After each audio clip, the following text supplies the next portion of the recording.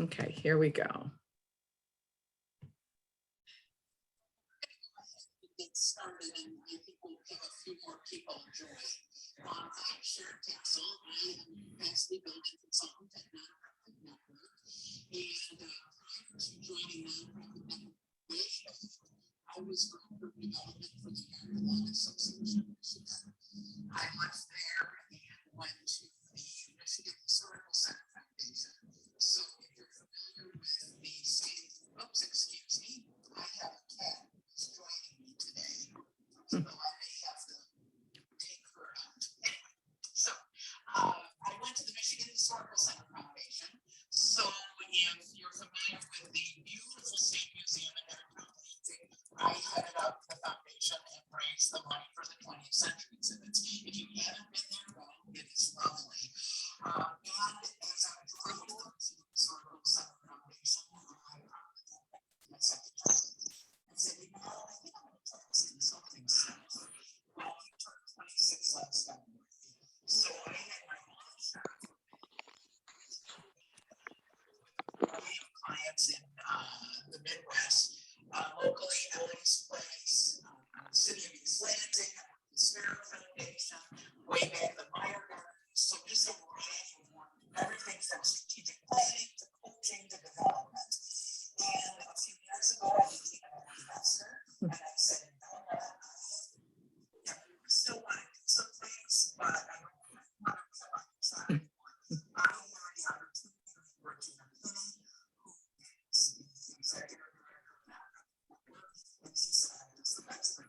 So I joined that 4 years ago. Hi, can you hear? I'm sorry to interrupt. Can you hear me? Oh, okay, just a moment, just a moment. Go ahead.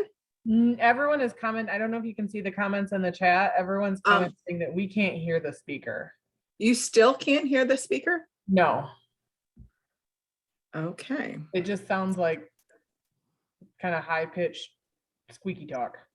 Oh, Yeah, dear. we can hear something, but certainly can't understand what's being said. Okay. Would it be okay with everyone if, here's what I could do. I didn't expect that to happen. Would it be okay with everyone if I sent you the link and you could view this? There's a passcode and a link. Is that okay? I'll email it right now. Sure, that's Okay. somebody just said that they could hear it now. Do you want to try it again? Just I have it up full blast on my side. So let me see. Okay, let me know how this is. We do everything from strategic planning. no real change. Nope. Nothing has No. changed. Okay. When you shared your screen, did you optimize it for video? Because sometimes that affects the audio quality. Oh, show me how to do that. Show me how to do that when I say. So when you very first share your screen, there'll be a little option at the bottom, like a click box that says optimize for video. I don't know if that'll help, but it might. Okay. Can I ask a question? If you right click on it, does it give you an option to open it in a new tab? Let's see. Oh, not necessarily to open in a new tab. Let me do this. Let me. Profiles for personality.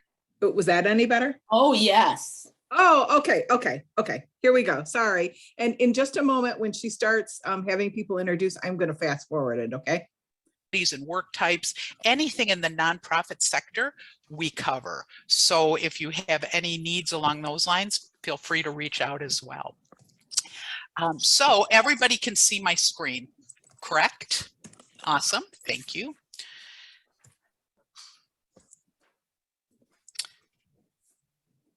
So today we're going to talk about a case for support, and I'm actually really quite excited about this because I'm working with an organization on their case for support right now. So I can talk to you about in real time about some of the things that they're experiencing. So what I hope to cover today is what a case for support is and why it's important for your organization. We're going to talk about the elements in a strong case for support and what kind of information do you need to gather in order to develop a case for support.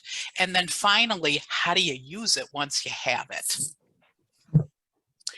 What else would people like to cover today?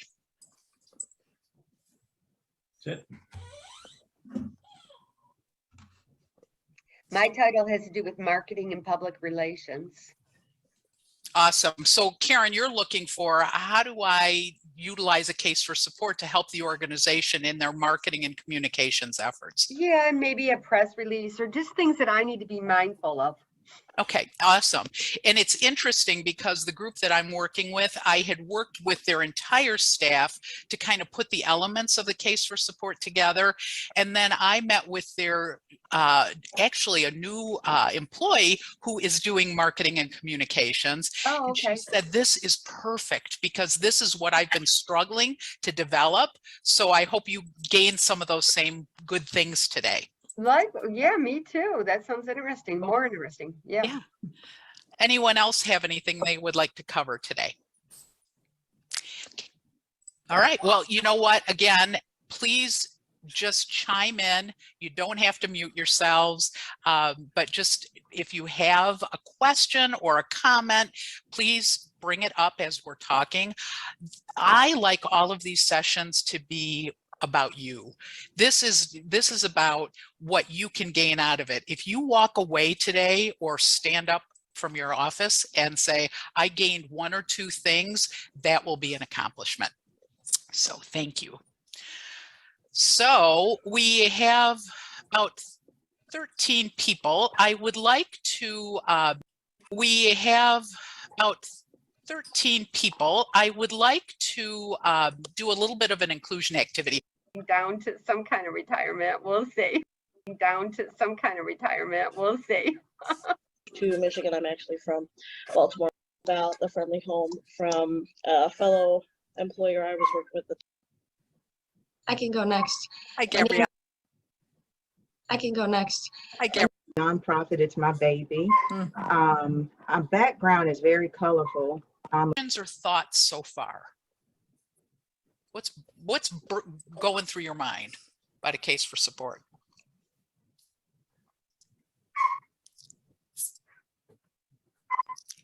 No? Okay. All right. Stop me if you have questions. So there's, okay. I just want to make sure we've got the chat box. All right, cool. If any, you know what, I'm going to ask Alyssa, could you do me a big favor? Could you monitor the chat box for me and raise any questions that come up so I'm not switching back and forth? Thank you. Thanks. So case for support elements. So within the case for support, there should always be a history and background of your organization. And I'm going to share, you've actually got some examples of case for supports that we sent out with today with your registration. So take a look at how those histories and backgrounds were presented. There should be a description of the need. What need are you fulfilling in the community? There should be a basic fact presentation, and we're going to talk more about the materials you need to bring to the table to create that, but it needs to be about what are your finances? It needs to be what are your programs? How many folks do you serve, or how many animals do you house? There really should be a section on what makes your organization special and unique. What niche do you fill within the community? Organizational information, again, that could be financial, but anything that's important to include that the community needs to be aware of. And then most importantly, what is the call to action? Why do people need to contribute and sustain your organization so it remains in the community and it remains strong? Questions, thoughts about that? Any of those pieces? Okay.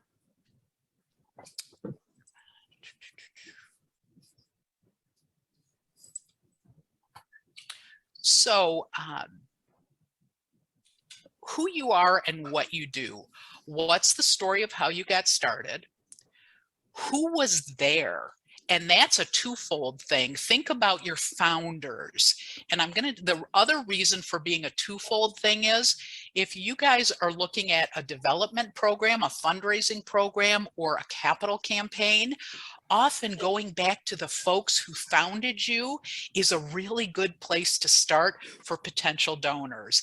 Those folks may likely not be alive today, but they may have family members who are still alive and may want to be connected with your organization. They may have drifted away. I worked with an organization as a volunteer many, many years ago when we were doing a capital campaign and I was co-chairing it.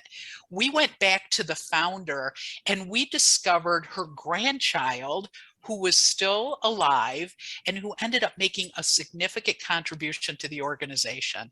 And she said, when we went out to meet with her, I remember coming to board meetings when I was a little girl, but no one had connected her before. So that's really important. Know your history, know who founded you. If you guys can find old board minutes, any of that historical information, start to gather that, start to look at those names. It's really critical to your organization. Who was there, what we just talked about, why did they think it was important? Talk about that story. You know, there's so much interest there. And what was that first year like? For many organizations, it was very tough. And so people want to know the nitty gritty about the organization. What business are you in? What really are you trying to accomplish? And this is really important. What would be different if your organization didn't exist? And that's something to spend some time with your staff on and or volunteers and even board members. Think about if we were no longer in the picture, what would be different in the community? That's a good thing to do just internally. All right, we are now going to go to, if I can find this, a breakout session, because I would like you guys to talk a little bit about why and when you began and what you've accomplished and where you are going. So, does someone have a question? So I am going to stop the share. So take a minute, think about this, why and when you began, what you have accomplished, and where you are going as an organization.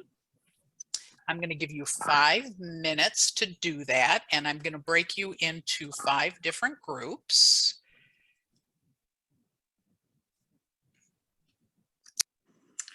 And everyone, I think we'll do that together if you don't mind. Would someone like to share about how they were started? Who are your founders? And where are you going? I know it's kind of shy. It's shy to get started. I can share. Oh, great. Who is this?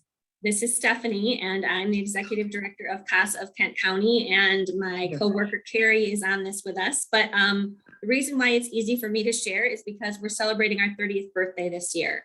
And so we're leveraging that we've been around for 30 years, and we were started, we are a program that advocates for abused and neglected children in the family court system.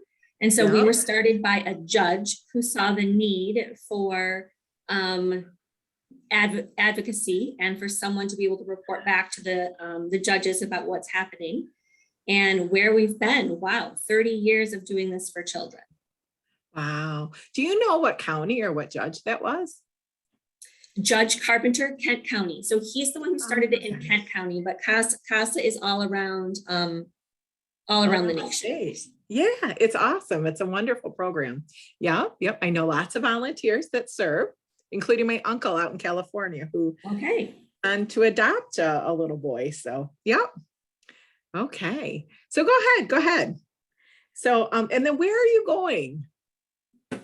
Where are we going? So we're in a transition right now with new leadership, and we're taking this opportunity to look at all different areas of the organization, operations, program, budget, development, marketing, board, and trying to set a firm foundation for sustainability and growth in the future. That's kind of like our tagline this year.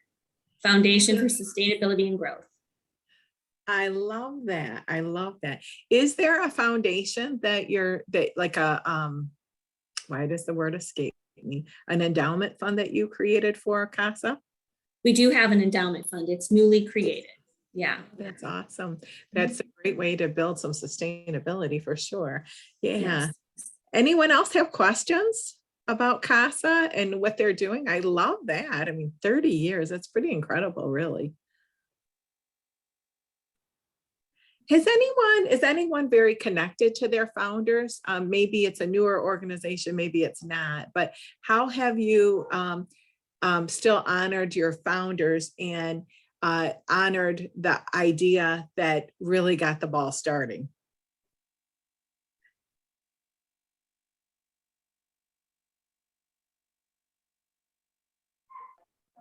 I can go. Great. Hello, my name is Cassandra. I am helping about 5 different organizations. The one that I'm primarily here representing today is called Jubilee. Jubilee was started by my friend Erica. I met her several years ago. She had just recently overcome homelessness on her own, despite the gaps in programs that Lansing offers. She was able to come out of homelessness, get her children back. She created this program in order to help other families who overcome homelessness, knowing that the need for permanent supportive housing was not being met. So she decided to, her first year, throw an event that was a fundraiser, and all of the funds that were raised went to help a sponsored family. So every year she picks a different family who recently overcame, and she figured out how to develop a board with the help of the Fledge. And I just started going to meetings with her because the people on her board were not sustaining her or aligning their goals with her mission. So we're kind of starting over again, and her new team is doing great things, and we're just happy to be here so that I can help her build her dream and fulfill her mission. And how long has her organization been in existence? I believe since 2019. Don't quote me on that. I wish she was here, but I'm here for her. So no, that's okay. Wow, that's pretty amazing. And there is something to be said about that conflict that happens as things are growing and things are coming together. I used to have a leader that would call it like the sausage making process. It's not right. So yeah. Thank you for sharing. I love that. Chris, did you have your hand up? Did you need something? Yeah, Tiffany actually had. Oh, Tiffany did? Okay. And I can go third. Oh, thank you. Thank you. Tiffany, go ahead, please.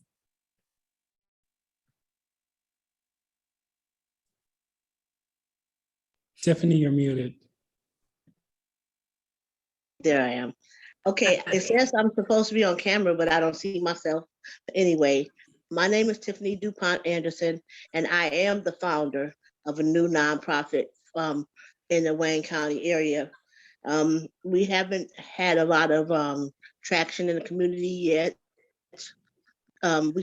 We gained our articles of incorporation in 2020, in July 2020.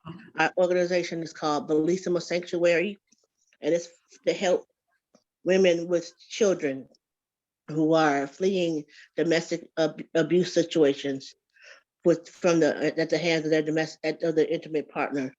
I started because it's very close to my heart, because I am a survivor, and I had to flee 12 hours in a car from the state of Delaware back home to Detroit, where I came back to the place where people love me just because I was born. I would say that. So that's why I'm working on this. That's why it's been in my heart, because as I was going through the situation, God showed me that my test was going to be, and testimony was going to help other women. It's very, very powerful. Yeah. Oh my gosh. And the need for that is just absolutely huge. Thank you so much for sharing.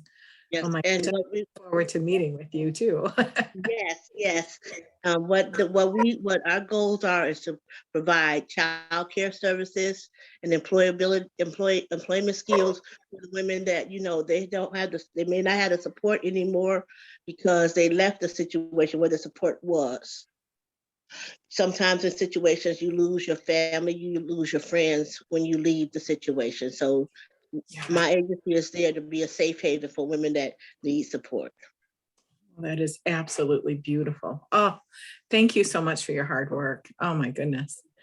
And then Chris? Hello, so I'm representing the Austin Foundation. So the foundation was founded in about 2000 and either 16 or 12. I'm not really sure on the founding, but the founder dedicated dedicated the foundation to her mother and father, who were pioneers throughout the community. They ended up dying and not having, I think, the proper life insurance. So it was like accidental life insurance. And when they went to go claim the insurance policy, it was actually the wrong policy that they signed up for. So she dedicated one of the programs to her father. It's an arts program they were just now starting. Her father was an architect, and he would build stuff from scratch. And he was also an engineer. I believe he got it from. He was also an engineer, but not like, I think he did architectural engineering, but this program is dedicated towards her father to kind of like re-energize creativity in the space because of COVID. So yeah. Oh my gosh, that's incredible. So if you're hearing a theme here, there's like incredible stories that are easy just to, shove away and forget about. But I would challenge every one of you, as our speaker is talking about, to start documenting the stories. Who are those people? I added ours. I was at Sparrow Hospital, and I worked with the Women's Board of Managers. There were 114 women who started that hospital before they had the right to vote, which to me is incredible. And if our founders could see what Sparrow turned out to be, they would be amazed. There were times that things were very difficult, and they documented those things. And they're beautiful. I mean, beautiful stories. And what's really cool is, if you know Lansing, you know that the streets, things like that, they're at Potter's Park, what had been the Scott House over by the Cooley Gardens. Those were all individuals who were serving on those boards, the women. And they would stock the hospital with food and linen from their own homes. To me, that's absolutely incredible. And they had to move lots of times because they outgrew the house. And then eventually, Edward W. Sparrow, one of the husbands of the wives, he granted them the land that the Sparrow Hospital sits on, and $100,000, believe it or not, to start that hospital. And it just grew from there. So he had one stipulation, though, which I thought was interesting. The women could run the hospital, but the men had to hold the money. So yeah, kind of like, but that was the time. And here we are now. But don't think for a minute the women didn't wield a lot of power, because they sure did. So with that, why don't I turn it back to our session here? And thank you all for helping me out too. So we'll go back. Thank you for your stories. Any questions before you break out? So you've got 5 minutes. Okay, and I'm going to fast forward through this. Now I say that, but wait, sorry. It was interesting. Thanks, Devin. Not a problem. It was interesting to see how, as an organization starts with an idea and they expand from that, you can still trace everything they do to their core mission, their core belief. And a lot of the inventive ways you find to support your population, all stemming from this initial idea. Yeah, absolutely. I know how many people knew the Lung Association started out as the Red Cross. Part of our story, yeah. Yeah. All right, cool, thank you. There we go. All right, so getting started. So how do you kind of accumulate all this information, and what kind of information do you need?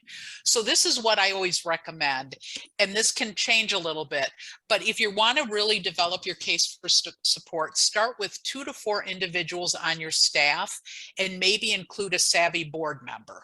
Now I say that, but be flexible. The organization that I just developed a case for support with, we had probably, they're very large, and we had about 15 people in that initial session. So think about your own organization and who's really critical to include in that. They wanted to include program managers. They also wanted to make sure that they had buy-in from the full staff, because they were at the same time doing some strategic planning and working on teamwork within the organization. So we kind of bundled things together. But really 2 to 4 folks on your staff, and possibly a board member and or a volunteer, should be part of that initial session. Oh, I'm so sorry. I stopped sharing. I'm so sorry. Thank you, thank you, thank you.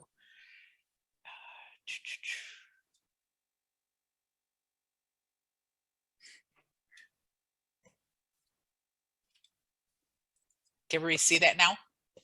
Cool. Okay.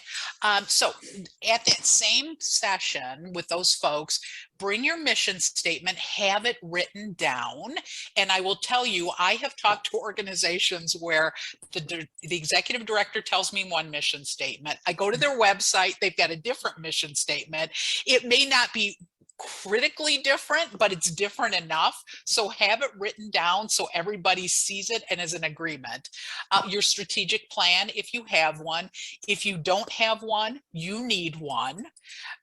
Your vision statement, and any other strategic materials that you've been working on. It may be your values statement. So anything that's really critical to your mission, vision, and values.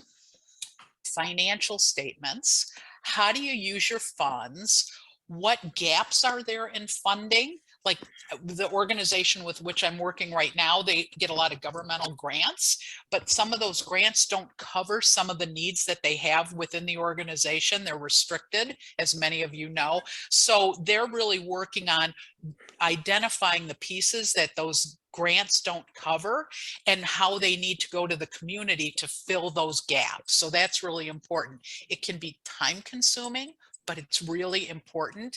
And it's one of those cases where it pays to go slow to go fast. And any other financial data. And you can do that by looking at your last maybe 3 annual reports. If you keep that information in there, your budgets over the last 3 or so years. What are your program dreams? Beyond a materials wish list, but really thinking beyond where, if you, and we're going to talk about it in a little while, but if funding wasn't an issue and you could really meet the needs that your organization should be meeting, what would that look like? And any other program reports or analysis about past successes or difficulties and challenges. So does that make sense to folks? Any questions about those pieces that should be part of that session? Karen, did you have a question about it? Nope. Oh, okay. I'm sorry. Thoughts, questions? Okay, cool.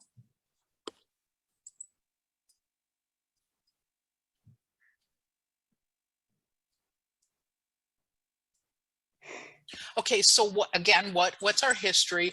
Who was there and why did it start? And you talked a little bit about what has been the path forward.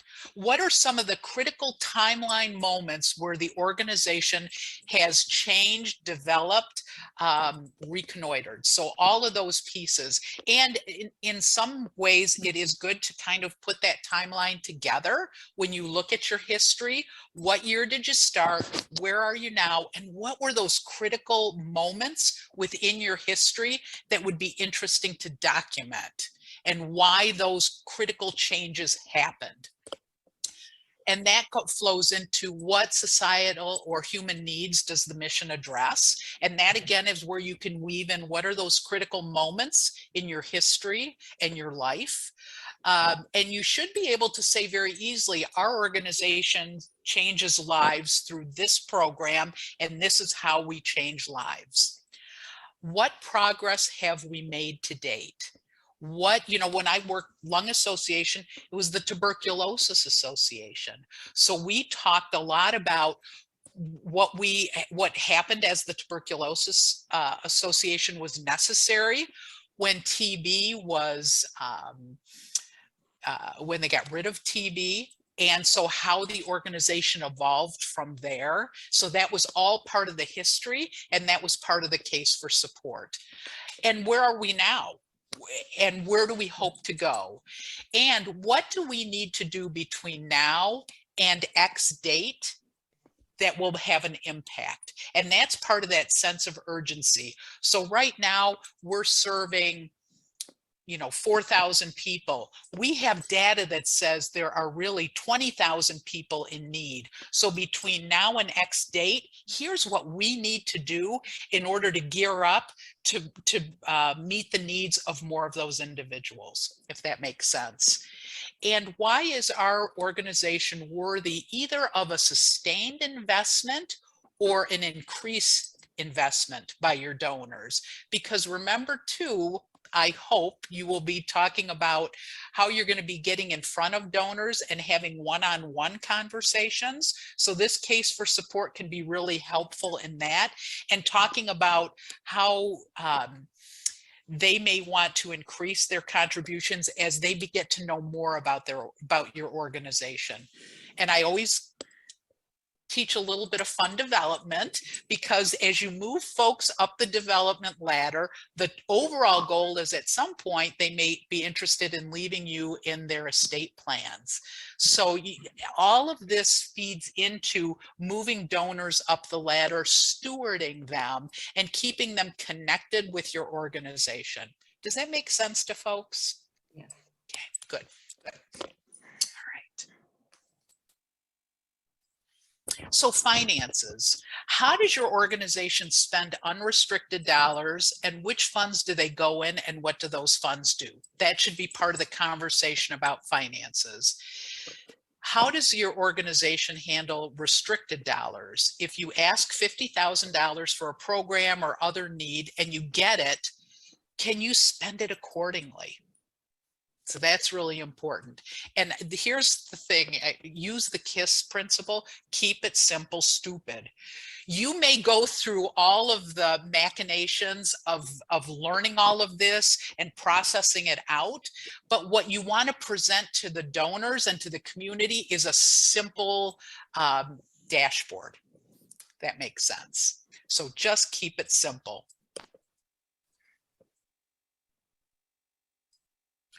So there should be annual fund questions that you're talking about during this session. What would our organization like to accomplish next year that our general and operating financial resources keep us from accomplishing this year? So what could we do better next year or more of next year if we had more resources, funding to do it? And so how much would we need to close that gap? Remember how I talked about that sense of urgency?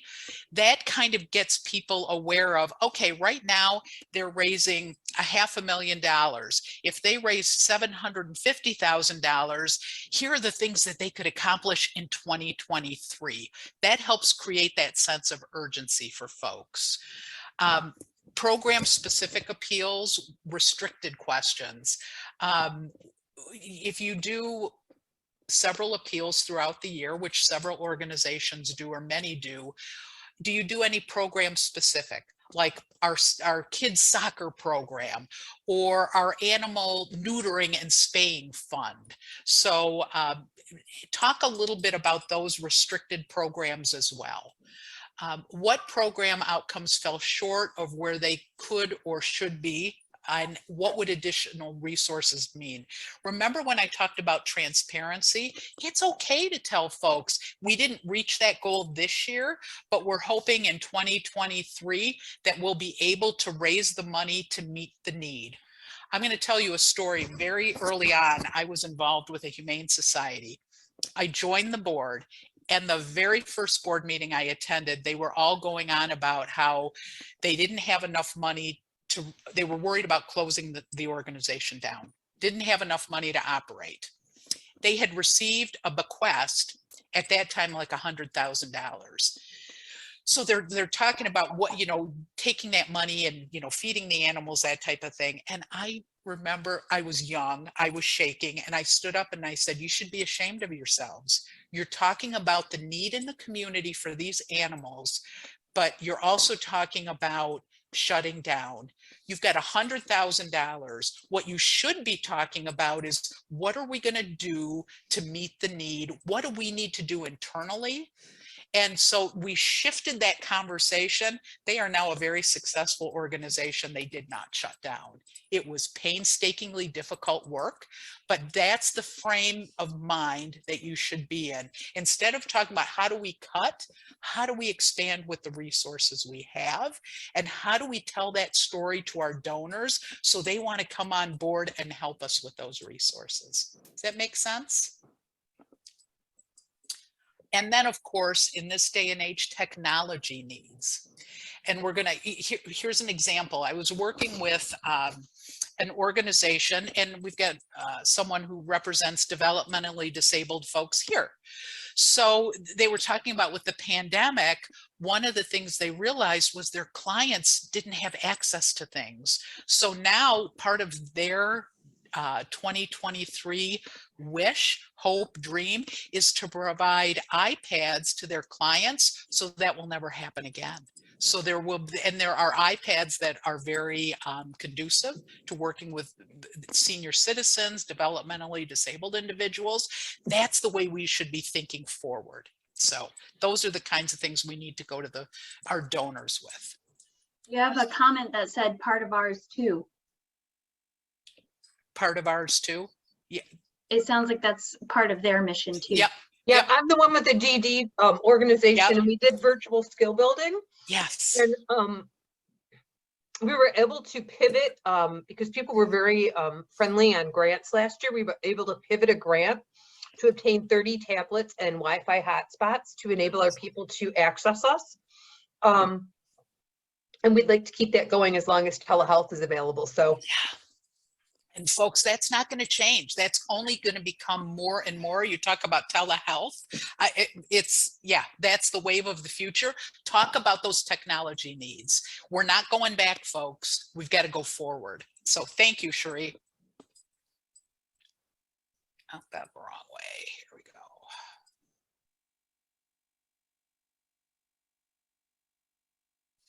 And so we just talked about this. So questions that kind of help you stretch your innovation and vision.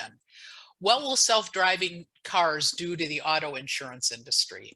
I live near the Ann Arbor area. I am seeing more and more self-driving cars. I mean, it's not uncommon to see 5 or 6 in one area. So those are, you know, we have to think like that. What will 3D printed homes do to the mortgage industry? Think about that. What will mobile banking do to the banking industry? I've been saying for years, we're not going to see banks for much longer. I mean, isn't it fun to just deposit your check on your phone? So we need to think that way about our organizations. What will grocery store mobile checkout systems do to the grocery store industry? What will the political landscape do to our programs? And we all have lived through that over the past 8 or so, well, about 6 years. There were a lot of organizations that were so affected by the political climate. So we need to be looking around corners at that as well.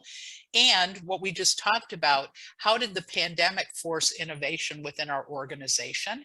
And how do we keep that innovation growing? Thoughts, questions? I think those are important questions that you're raising in regards to contingency planning. As organizations go forward, they have to look at their own internal workings and consider things like supply chain and things like that. Yep. Thanks, Brett. Yeah, that is going to be critical. And it's not, as we've said, it's not going away. Thank you, Brett. All right. So how should, just want to make sure.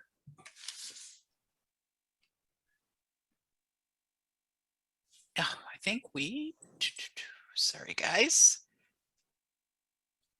That's why. Okay, we're going to have another breakout session. I almost passed it. I knew I didn't want to.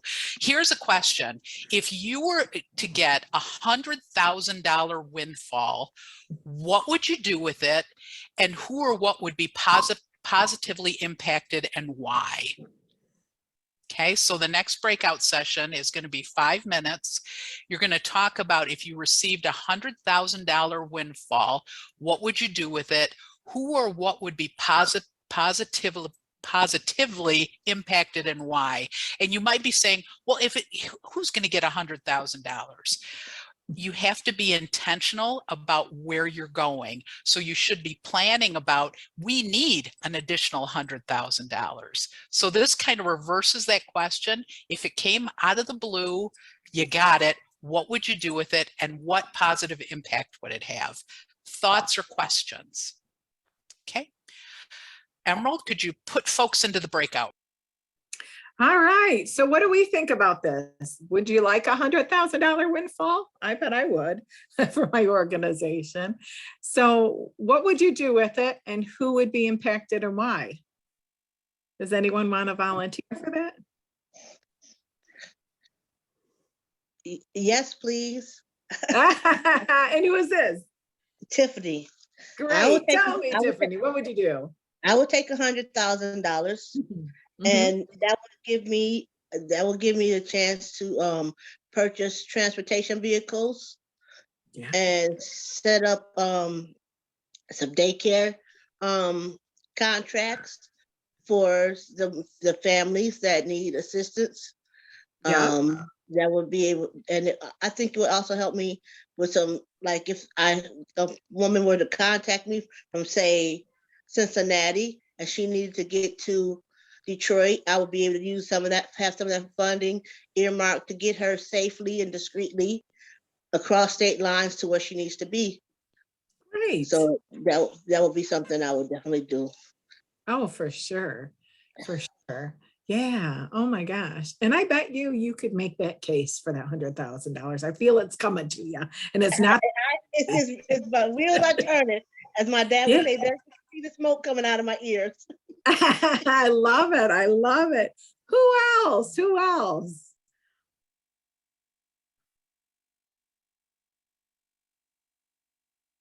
What about our friends at the Allen Neighborhood Center? I'm going to pick on a few people here, just because, you know, I think that you have done some cool things when you've gotten those windfalls. Sure. If we had $100,000 windfall, we'd probably invest it more into our food justice, trying to improve our garden house and try to build better refrigerator facilities. So we have a lot of uses for it. Absolutely. Absolutely. And the people that would be impacted are your clients, and they would, the Allen Neighborhood does a lot with sustainable food sources. And so they make a penny go a long way. I think it's fair to say that, wouldn't you say? Definitely. I thought I saw not just more art. We just built a facility to make affordable housing right next to our center. And so that was one just our our large improvement for the L Neighborhood Center. We are also trying to invest into solar power to make these apartments more affordable. Yeah. Oh, that's incredible. Really, that's incredible. And you think about it, what you might be able to do is take that $100,000 windfall and use it as a cash match for something too. So maybe it doubles your buying power. Yeah. Definitely. Yeah. Does anyone have any experience with that they want to share?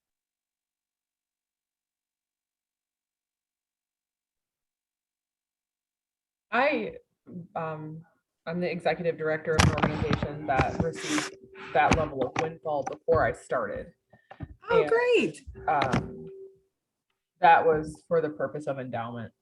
And I work in a community where we received a $1.2 million gift for an amphitheater, and I'm the director of an arts council. And so that was not to my organization directly, but our experience has been that when people see, when large donors see, I guess, I hate to use the word industry, but they see us, making industrious efforts toward programming and our own sustainability. That's when we've seen large windfall gifts. Wow, that's awesome. That's awesome. Yeah. Oh my gosh. And it is kind of amazing when you can take something like that and build something that's sustainable, like an endowment. And it does take a long time and it takes a lot of money to build sustainability with an endowment, but little by little. And you're planning to get there, at the wow. So you all have some great stories that are coming up. I hope you're reading the chat here. It's incredible what you can do, and it's incredible how people can come together behind something. So I love that. And I hope you read what Deanna wrote here. A matching campaign. Wow. Donations up to $20,000. Wow. That's incredible. So that's awesome. So let's go back here. Do you want me to stay through do you want me to fast forward through the breakout commentary, or do you want to listen to it?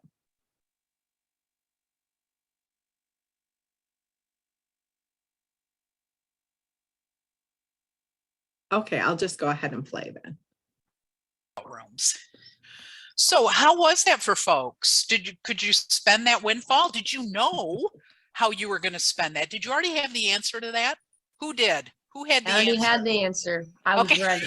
What was your answer, Gabriella? To redo our bathrooms. The women share communal bathrooms. So we have like a shower, a tub room, and a 2-stall toilet for 25 women. And then do the math, we have 45 women. So I actually paid $13,000 last year during the pandemic for bathroom renderings. So to take my concept and exactly have it constructed so I could start bidding out the process. I got my first bid for $150,000.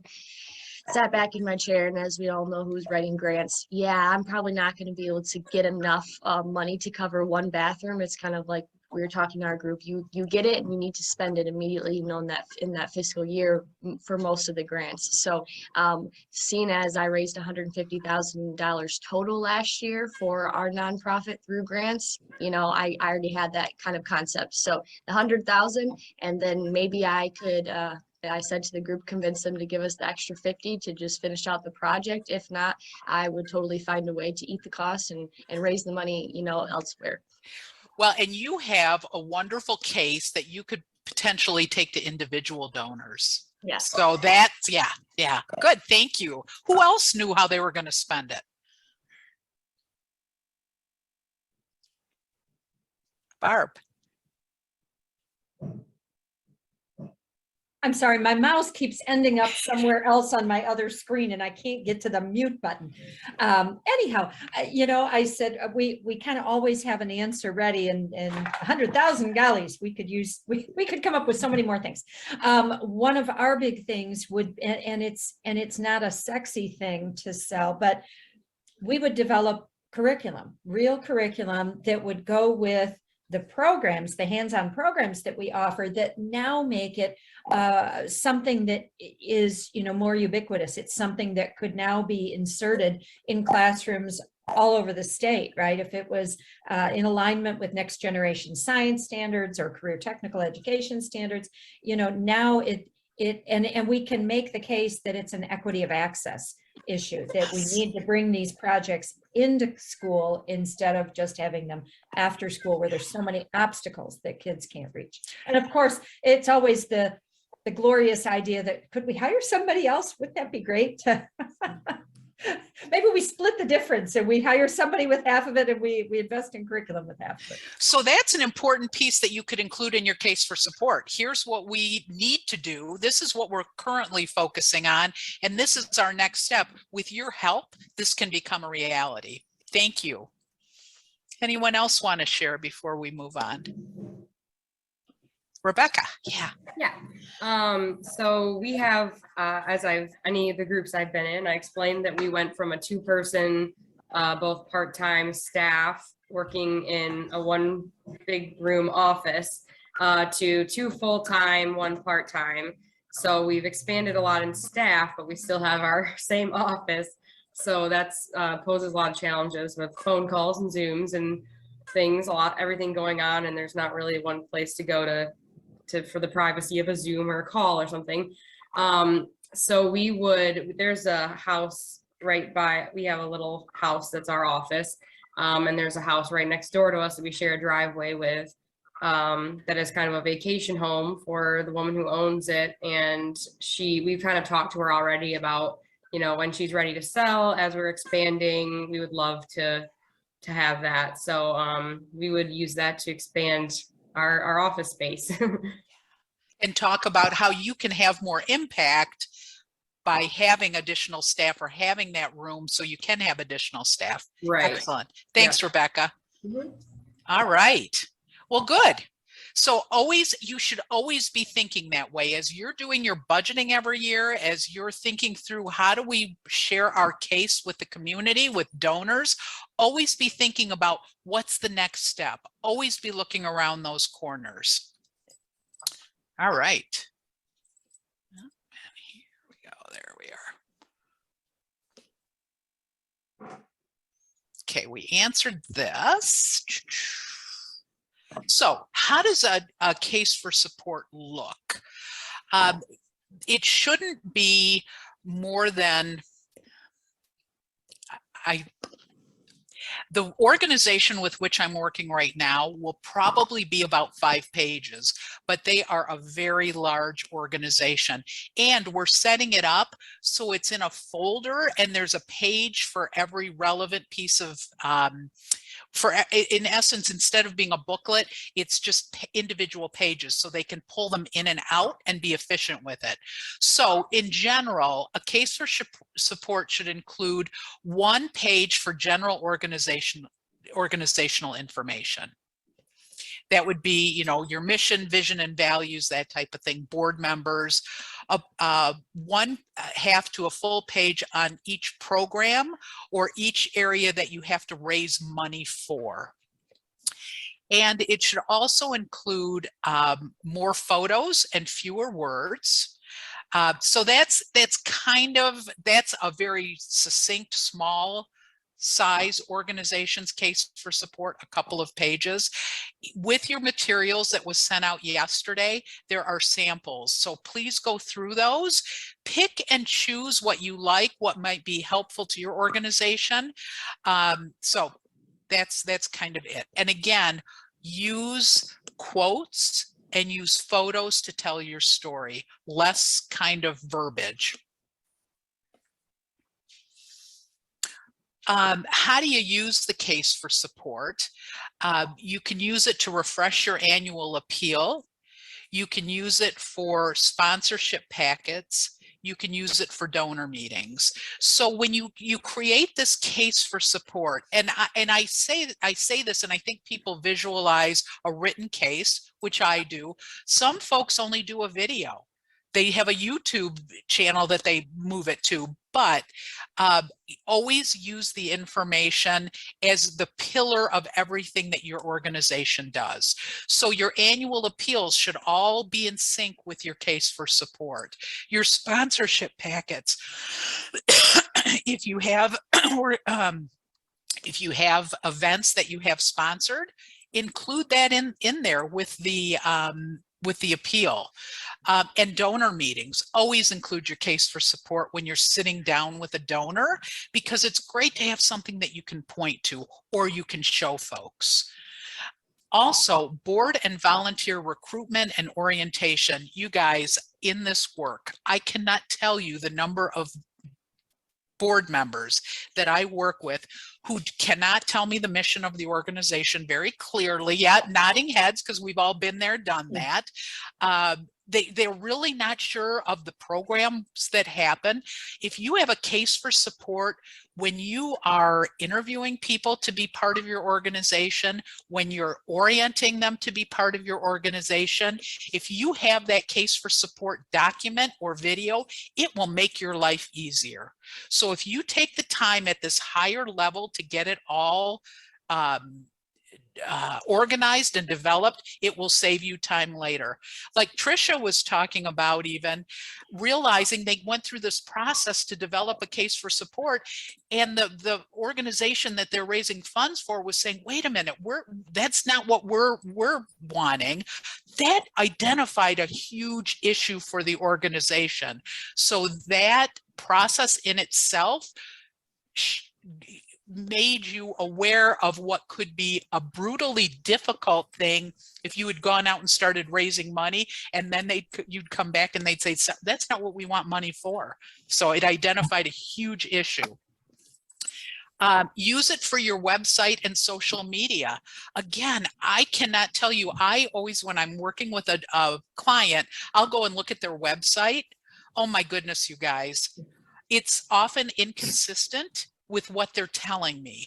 So here's another little tip. If you walk away with nothing else today, have someone who doesn't know your organization very well go to your website and do a critique of how easy was it to learn about what programs there are, your mission, how easy was it to make a donation. Look critically at it from someone who doesn't know how wonderful you are. Does that make sense to folks? It's really important. It's a great job for an intern. Special events. You will, if you've ever attended any of my development workshops, you know I say limit one special event a year. However, if you do a special event, you should always take time to talk about what your mission is, what your vision is, why people are there. So again, having that case for support is really important. Everything then comes through that. Thank you letters. Again, you go back to that document or that video. Here's the reason we do what we do, and thank you for supporting us. It should all be in tune. It should all be organized and stem from there. Thoughts, questions? Okay. All right, we're going to do one last breakout session. And this is a list, I call it your wow list. What do you do best? And what do you do differently than any other like organization? What makes you truly stand out? And I'm going to give you a very simple example. Humane societies versus animal controls. I've had so many humane societies say they get us confused with animal control. Well, you have to then state the difference of, and I think the way we've described it is, we're here for the animals, and we protect animals as a humane society. Animal control protects people from animals. So that's just an example. So again, the breakout session is going to be 5 minutes. We want to find out, what do you do best and what do you do differently than any other organization that is like you? So Emerald, if you would work your magic, that would be. All right. So what do you all think? What do you do best, and what do you do differently that's unlike anyone else? Can I pick on James again? He talked about the Allen Neighborhood Center. Sure. Yeah. I have no problem with that. Thank you. What I noticed is that we're a small staff, so we heavily rely on volunteers. Yeah. And our volunteers consist of college students who are social workers, who are psychology majors, who may be in the human resources development. So we get a broad range of knowledge going through our program. That's awesome. And so what do you do differently that's unlike any other organization? So like I emphasize, we are on food justice and mainly food justice. We contribute 60,000 pounds of food to the Breadbasket food pantry program. We do reach out to about 300 neighbors, East Side neighbors, helping them navigate the healthcare system. It's huge. Yeah. So, and also we like to boast that we've helped so many food business entrepreneurs reach their goals in making out into the Lansing community, especially supporting minorities and women. Oh, great. Yeah, that's awesome. That's awesome. What about anyone else? What can you say that your organization does best and what makes you different from other organizations?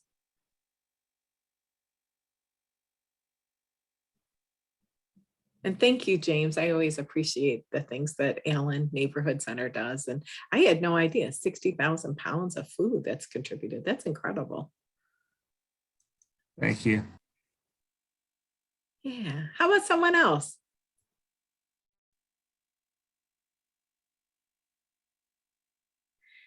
Well, I understand that it's hard to, come up with that, but that would be a thing to think about. Like, what is it that you do that's different than anybody else? And how is it that you do this better than anyone else? I think that's a really good. Oh, okay. Deanne says she does STEM kits. Do you want to talk about that for a second? Do you mind? Yeah, I can definitely talk about it. I don't actually do them, what my organization does. So like when I tell people that I work with them, I work with Newton's Road here in northern Michigan. I'm located near Traverse City. And everyone always just knows about the STEM kits because that's our most public facing thing, because they're in the libraries, the kids can get them for free. They're in some of the schools and the Traverse City schools, and then we're also in community organizations too, like the Children Advocacy Center. So, and they're using them in play therapy, all this really cool stuff. So, we're kind of integrated into a lot of different places that connect with kids.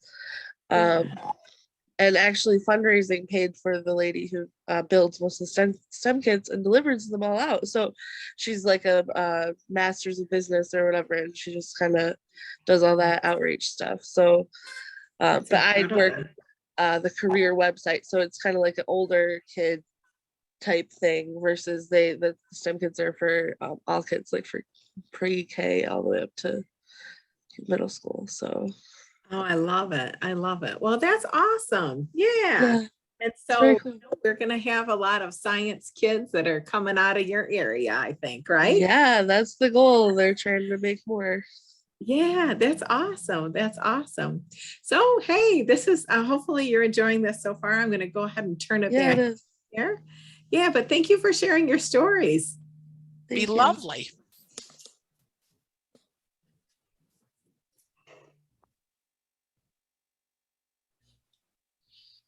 All right, can everybody see my screen? Cool, thank you. How was this? So tell me what a couple of your organizations, what do you do best?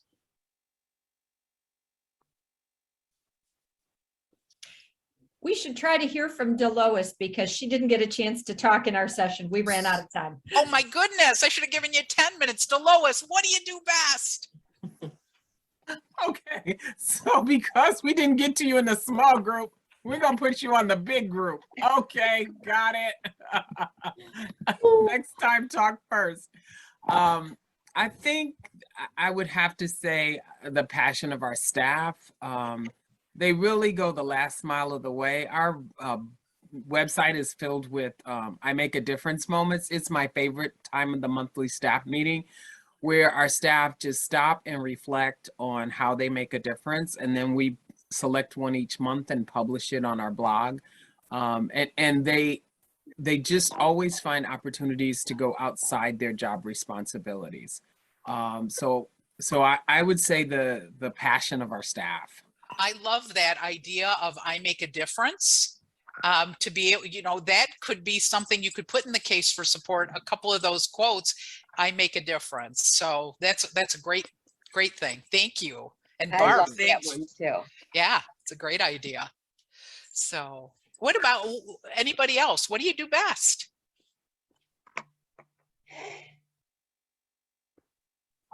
Well, this really goes to the pandemic. There's other organizations that do skill building and employment and stuff in Wayne County.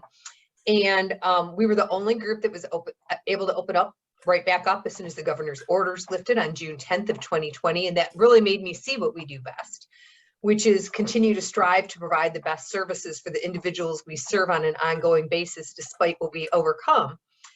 Additionally, I think unlike other programs where a lot of them are there so that parents feel safe about having their individuals that they love someplace. We really do strive to make them more independent, get them jobs.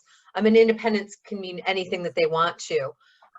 So I definitely think that is, and that's how we're kind of different from other like organizations, not to disparage them. A lot of them were smaller than us. They just really took a beating with COVID and staffing, but it really let me see how strong we are and how we were able to continue to provide services, pivoting to virtual. I was on the group that did that, and we were one of the first organizations and had people calling us to see how we pivoted to virtual. The things we've done for transportation, we used to have transportation companies. We've had to have our staff drive. Just the way we've organized has just been truly phenomenal. So that's cool. So, and something, Cherie, that you could put in a case for support are maybe a couple of quotes from families who then illustrate how that pivoting was so instrumental and how you do stand out. So yes, thank you. Thanks. It's given me lots of ideas. Anyone else want to share? Okay. All right. Well, thank you.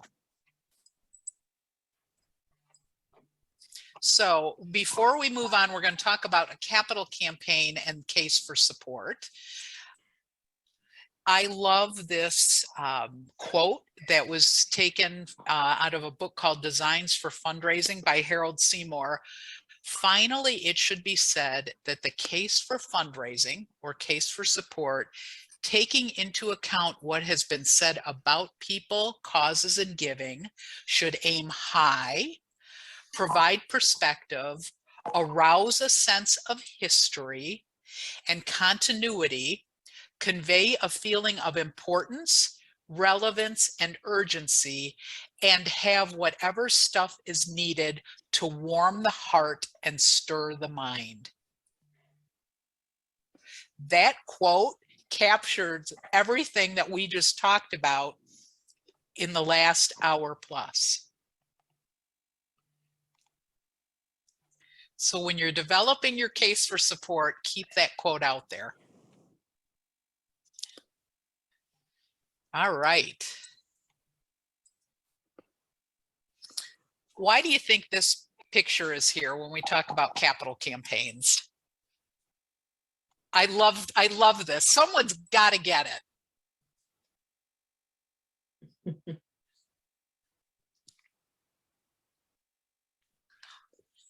No Wizard of Oz fans? What is that? What's that purple thing? Well, it's got to be a horse, something about a horse of a different color. Thank you. Yes, capital campaigns are a horse of a different color. You get a gold star, Barb. Awesome. And I happen to love the Wizard of Oz. So a capital campaign is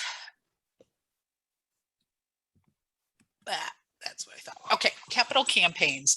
You need a case for support for a capital campaign. It is different than your organizational case for support.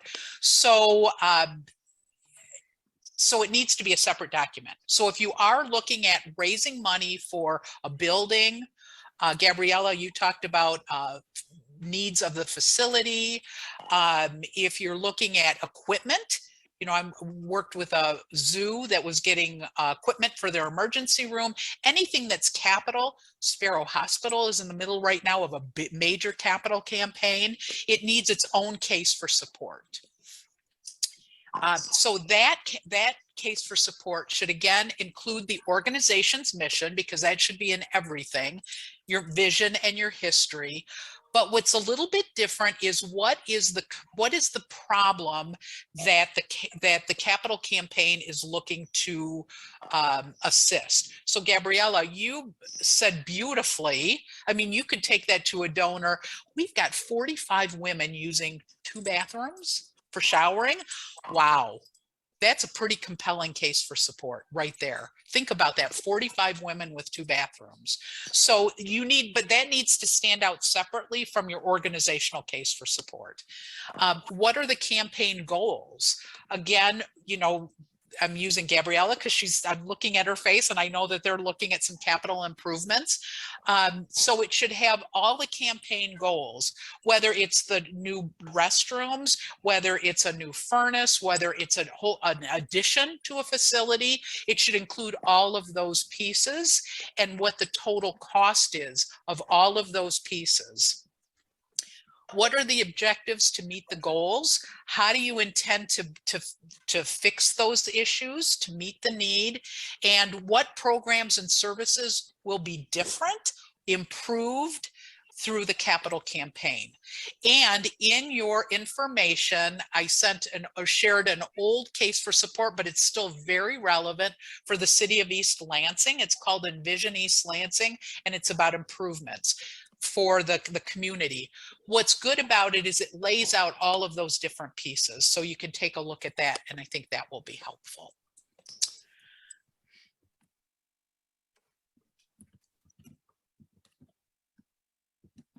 So again, a capital campaign case for support should have some other pieces to it. What kind of staffing will be changed with the capital improvements? If you're getting new equipment, are you going to need staffing for that equipment? How will your governance could change? If you're including an endowment component, one of the things for the city of East Lansing, when we did that was a campaign many, many years ago. But what folks talked about was, if we do all these improvements, how are we going to make sure that they get maintained? So there's a component of how do you raise money to just maintain the improvements that have happened? What's the budget for the campaign? And that should have its own budget and should be inclusive of everything that goes into that campaign. Gift range chart. That is a piece that talks about different giving levels and what their gift would support. So if you're looking at a capital campaign, if you're looking at equipment, if someone wants, I think I see a tail somewhere. Is that a tail going on? That's really sweet. So, you know, if you're looking for equipment, if someone wants to sponsor or purchase the X-ray machine, what range is that? It could be a $50,000 gift, $100,000 gift. If it's Gabriella, a bathroom, someone may want their name on that bathroom. That's a lovely thing to support. It may be a plaque outside, whatever you want to do that's creative to acknowledge that. But again, the bathroom, if you want to sponsor an entire bathroom, it would be $150,000.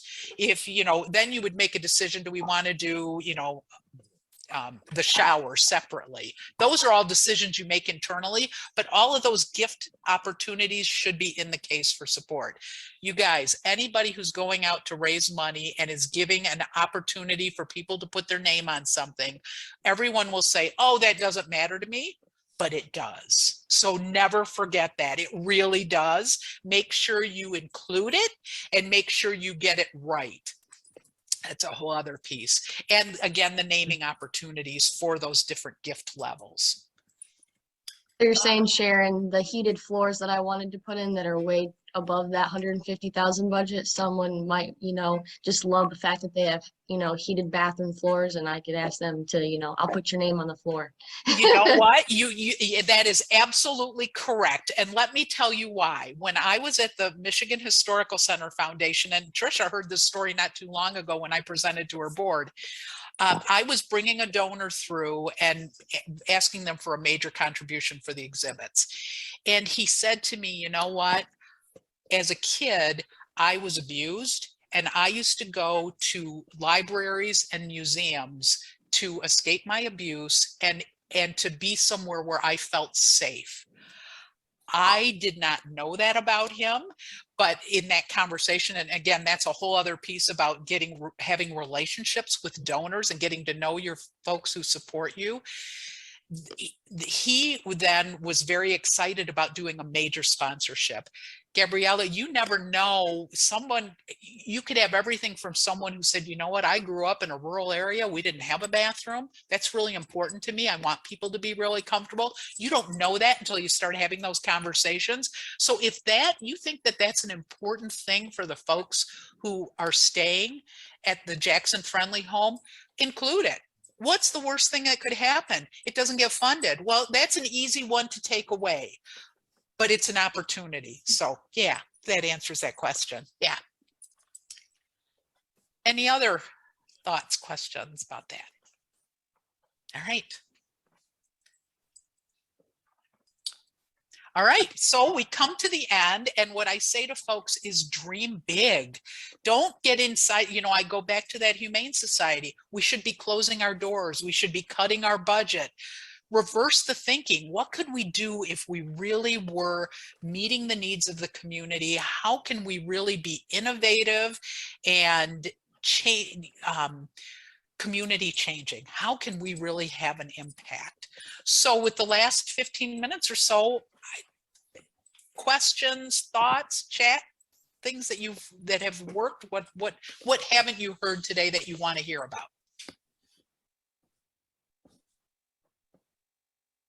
And I'll stop the recording there and ask you that question. Is there anything here that you haven't heard or that you are wondering about? You can use the chat. You can hang around if you'd like. You can unmute yourself.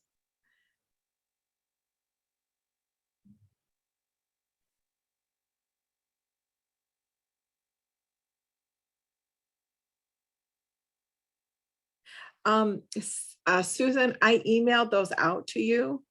If you were on the registration list, I emailed them out.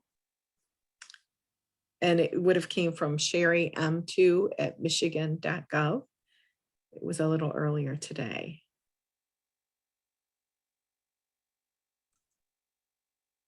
I may have a question for Allen Neighborhood Center.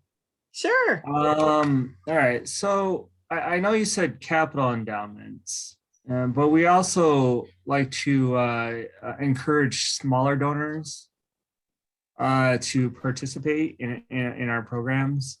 Mm-hmm. And so what would be a way to encourage them to want to donate other than just simply having their name posted somewhere?